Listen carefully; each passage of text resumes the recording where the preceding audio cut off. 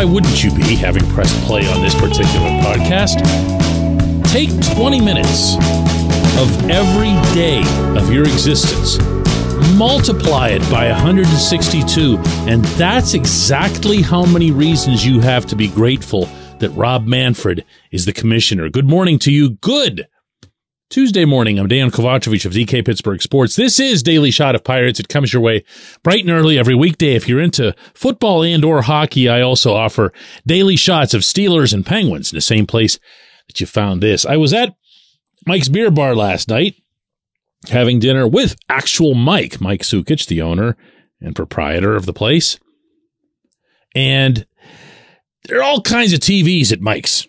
For the many of you who've been over there, this isn't news.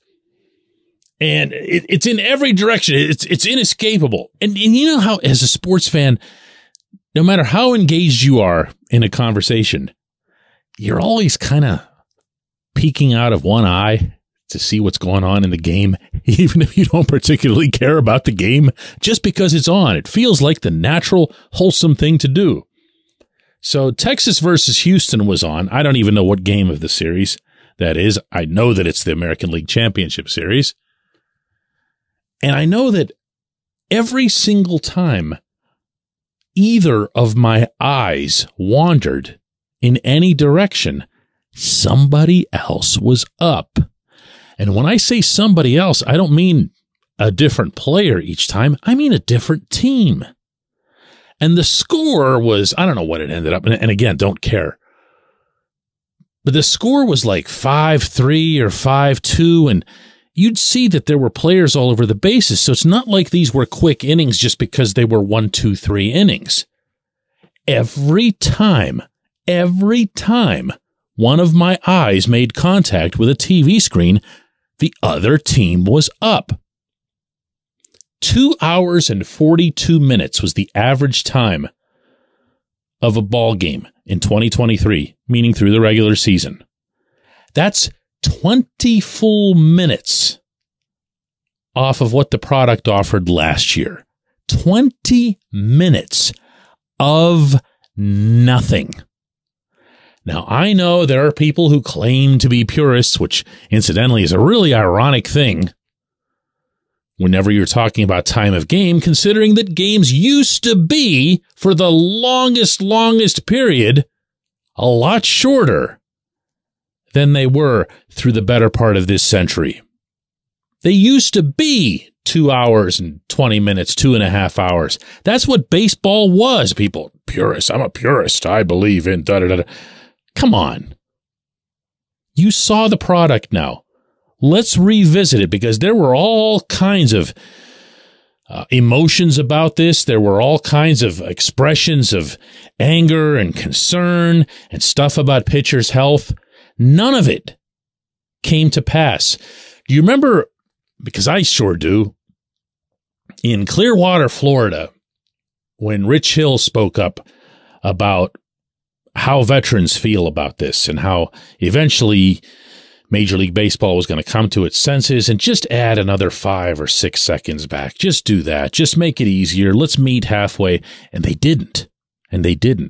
Rob Manfred came up with the concept a good while ago, 2 or 3 years ago, stuck by it, implemented it in the minors, nursed it to the point where it was ready to be used in the majors, and stuck by it the whole way. I also recall back in March and April, whenever there were teams that were losing games because of pitch timer violations, whether by the pitcher or by the hitter, they were losing games. They were walk-off violations. Well, you can never have this in a playoff game. Can't have it in a playoff game. Guess what? They haven't. You know why? Because they also didn't have one in the entire month of September. They also didn't have one in the entire month of August. You know why? Players got used to it. The pitchers got used to it. The hitters got used to it. And don't forget, the umpires got used to it. They had to have a whole extra arsenal added to their workload in managing that thing. And they did a really good job of it with a couple of exceptions. Notable exceptions, you'll recall, based on some of Derek Shelton's reactions throughout the summer. That's a W for this sport. Anyone who can say with a straight face that they had no issue with these games stretching to 3 hours, 3.5 hours, 4 hours if it was Yankees versus Red Sox for some ridiculous reason, is full of it. Also, they don't care about the game because you are never, ever, ever, ever going to be able to sell this game to a younger generation when you say, hey, let's go check this out. It's only 4 hours of something in which you've not been previously invested, young lad or young lass. That's what's being asked. And that was never, ever, ever gonna work. All of those rules, all aimed at cutting the time, whether that's the pitch timer violations, whether that's the automatic runner on second base. Please spare me the piety of the purist. The games are now the length at which they were for the better part of a century and change. That's pure. When we come back, J1Q. This portion of Daily Shot of Pirates is brought to you by our friends at North Shore Tavern. That's directly across Federal Street from PNC Park. It's home of Steak on a Stone, an eating experience, underscoring the word experience. The steak is brought to you partially cooked on an 800-degree stone, and you do the rest. It's a ton of fun, it's a great meal, and it's a baseball atmosphere like no other in Pittsburgh. North Shore Tavern, right across Federal Street from PNC Park. Your front door, your car, your bike, your computer, your gun. Safety is a habit. Every day you lock and secure your home and everything you want to keep safe. Gun safety and responsible storage are no different and the best way to help prevent accidents, misuse, and theft. If you have a firearm, own it, respect it, and secure it. Visit ProjectChildSafe.org. Brought to you by the National Shooting Sports Foundation and the Bureau of Justice Assistance.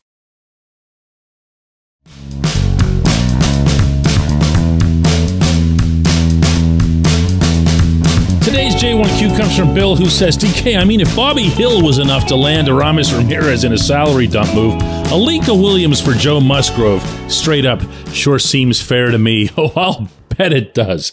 A lot of people reacted to the Musgrove episode yesterday. The most impactful ones for me were the ones that brought up Musgrove's no trade clause, which I wasn't aware of, but that makes...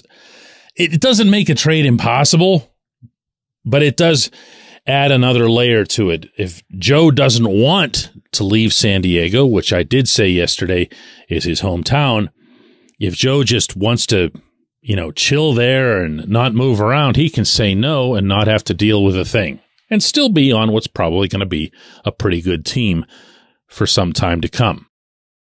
But I also know, and I do mean know, that Musgrove is one seriously competitive dude. Musgrove is a winner. Musgrove is a team guy. Some players pose as such. Joe is actually that. And if Joe sees some kind of dismantling happening at Petco Park that makes him believe that the Padres aren't going to be serious anymore, whereas he looks over here and sees, hey, my whole team is really serious, meaning if that would be his impression, then maybe he'd be open to it. Look, the whole thing yesterday was hypothetical. I wasn't presenting it as anything such. I have not heard Musgrove's name mentioned by anybody who matters. But the reason that I had that as the topic yesterday is that I really wanted to stress that this is the kind of move that the Pirates can and should make. Meaning it doesn't have to be about going into free agency trying to outbid teams that can't be outbid, at least not by Pittsburgh, not in a non-salary cap environment. It also doesn't have to be getting someone who's way over the hill and nobody else wants, no pun intended for rich, but that rather, instead, you could look at guys who are more in that Musgrove mix, more in that category where you can say, all right, here's someone who's right around 30, We know about them. We know what they can do. Maybe they come with a little bit of a flaw or an asterisk, the way Joe would after being on the 60-day IL with a shoulder injury and finishing on the shelf. Maybe they're making a little bit more than a certain team feels comfortable paying them, and you say, all right, well, we'll give up money, especially if we don't have to give up baseball assets. We'll do that. When Ben Cherington himself has spoken about what the Pirates need to do this offseason in terms of player acquisition, the one thing that he has stressed is that there's no limit to the methods through which you can do that. Almost everyone, especially in the baseball world, way more than in other sports, fixates on free agency. Everything is about free agency. Why? Probably because all the New York, LA, and Chicago fans get all geeked up for that day, and they're the ones that get to enjoy those first 48 to 72 hours because it feels like just going to the supermarket for everybody else's players. This is awesome. It's great. We don't even have to give up anything. It's not our money. Why would we care? But the Pirates aren't going to be doing that. The Pirates can't be doing that. If you ever hear anybody saying, why don't they get involved in that specific process, let them know a little bit of something about how baseball works without a salary cap compared to the other two teams in Pittsburgh. That's not making excuses for Bob Nutting. He's got a payroll that I've felt for a long time now is $10, $20, even $30 million underneath what really should be a reasonable bar for this franchise, even in rebuilding years. So it's there now, but that doesn't mean it's there in some sort of massive New York Mets level, Los Angeles Dodgers level abundance. I appreciate the question. I appreciate everyone listening to Daily Shot of Pirates. We'll do another one of these tomorrow.